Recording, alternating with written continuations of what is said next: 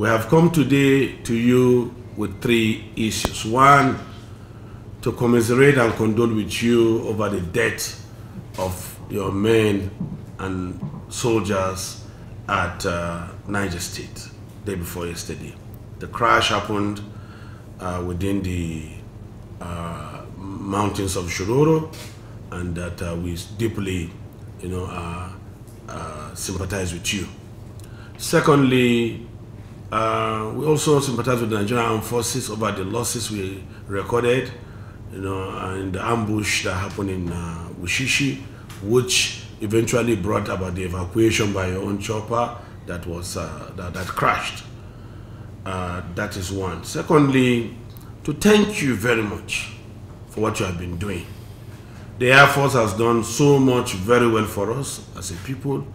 You have supported Niger State in the fight against insurgency and banditry. I want to say, don't be tired. Thank you very much for what you've been doing. Your deployment of both fighter jets and UAVs have been very, very apt, and they have supported even the ground troops and our own local vigilantes. So thank you very much. As Oliver's twist would also ask, is that we need more. So we have come here to say Minna Airport was created as a backup airport to Abuja Airport, and that we have one of the longest runways in Nigeria.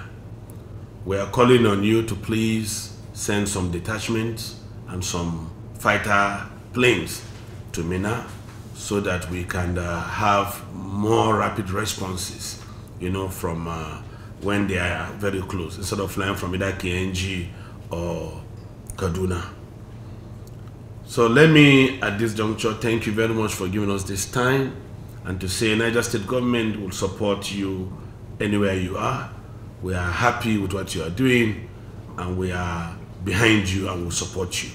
And our people also have asked me to tell you that we can give you accommodation, more accommodation, if you can bring people. We'll provide accommodation for the Air Force in Minna, very close to the airport, and the army to come and stay in Minna, because we need your protection. Thank you very much, and God bless you. Again, I want to appreciate Your Excellency for all the support and cooperation that the Nigerian Air Force has been receiving in the Niger State, indeed, as well as other security agencies in the state over the years. Now, Your Excellency, as we are all aware, Niger State and indeed the other states of the Northwest region are plagued by this menace of banditry, insurgency, and other security challenges. And these challenges have threatened or have continued to threaten the peace, security, and well-being of the people. I want to assure you that the Nigerian Air Force, and indeed the Armed Forces of Nigeria, will remain committed, dedicated, undaunted in our efforts at eradicating these security challenges perpetrated by these non-state actors. And in this light, the Nigerian Air Force, you will have observed, has continued to increase its air power commitments in both Operation Hadari and Operation Wall Punch, which directly impact the activities of these criminal elements in Niger State and the Northwest region as a whole. And our approach now is to intensify our activities in tandem with the land forces until we completely eradicate all these criminal elements, or at least significantly degrade their combat capability. This is also in tandem with my command philosophy, which is to transform the Nigerian Air Force into an agile and resilient force, which is capable of meeting all the air power demands of national security in all operational environments.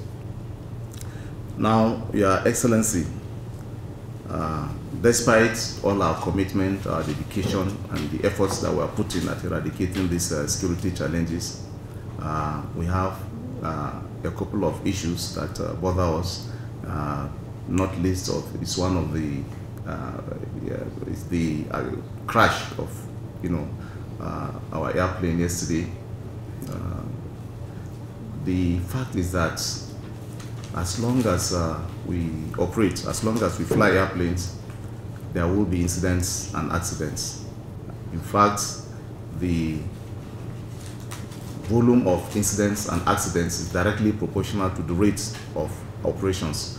And we'll have also observed that in the past couple of years, say 5, 6, 7 years, we have inducted quite a few platforms in the Nigerian Air Force. So the rates of flying activities have significantly improved. So if you compare that, say with 20 years back, you see that there is a stark difference. And sometimes this comes with its own challenges, of incidents and accidents, and such challenges. It's what we saw yesterday. So as long as we fly, we'll see some of these challenges. We hope they don't happen, but when they happen, we take it and then we live with it. But on our own part, we are not folding our arms and just living with the challenges. The ideal is to strive for zero incidents and zero accidents in any operational environment. We are striving for that. It's virtually impossible to achieve, but then you strive for it so that at the end of the day you minimize whatever happens, and then even if when it happens, you minimize the happening, and then when it happens, the effect is also significantly abated. So we are putting a lot of initiatives in place to check this. For example, we have adopted the safety management systems in all our operations. We have also adopted operational risk management procedures, as well as so many other initiatives. So going forward, we are striving at zero incidents and zero accidents in all our operations. So for a couple of reasons, but operating out of Mina significantly improves our effectiveness and efficiency. Going from Kaduna, increases response time, reduces the time over target, and many other operational challenges.